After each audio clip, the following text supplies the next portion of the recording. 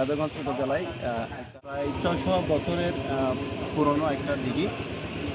এটা বেদগঞ্জ উপজেলার মহিষার কাদম্বরী দিঘি নামে এটা পরিচিত এবং সনাতন ধর্মাবলম্বীদের জন্য এই দিঘিটি একটা তীর্থস্থান হিসেবে পরিচিত এবং বিভিন্ন সময়ে এখানে তাদের পূজা অনুষ্ঠান অনুষ্ঠিত হয়।